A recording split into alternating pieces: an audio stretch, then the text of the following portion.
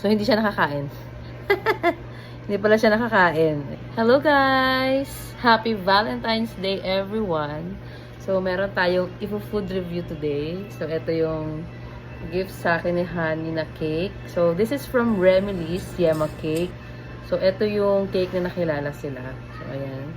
So, titikman natin siya at i-rate natin yung kanilang Yema. Yema Cake is one of my favorite cakes kasi ito yung in-order or pinapa-order or binibake ng mom ko sa Marinduque. And gustong-gusto ko yung Yema Cake ni mama. And na-miss ko na yung Yema Cake niya. So, tikman natin tong sa Remily. So, mukhang masarap guys.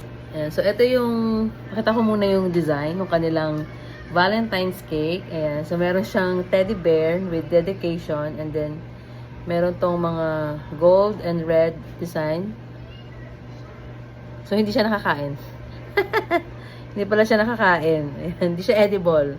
So, titikman natin tong Remy's Yema Cake guys. So, let's try. So, ito munang taas.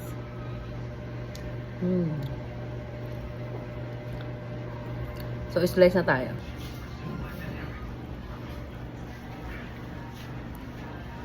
So, ito hindi siya matamis ha. Wala siyang lasang tamis. Yung frosting na white. So, tikman natin tong pinakang Yema Cake nila.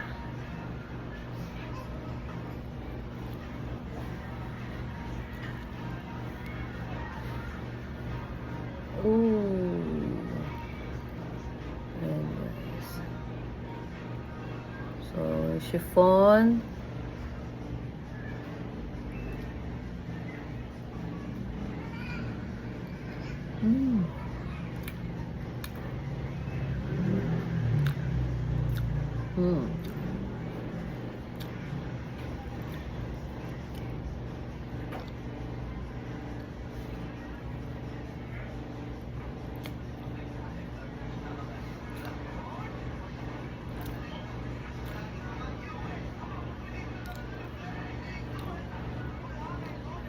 So, hindi siya masyado matamis, guys. So, di ba usual the frosting matamis? So, ito hindi. And the chiffon itself, fluffy. Yung yema nila sa gitna, yema feeling nila is lasang-lasa mo siya kahit manipis lang. And I think yung pinakang frosting dito sa labas, meron siyang parang citrusy akong natitikman.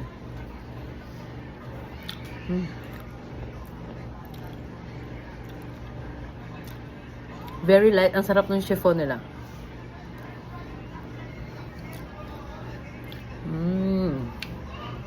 So, overall, itong Remy's Yema Cake, so, kaya pala ito sikat is, masarap pala talaga siya.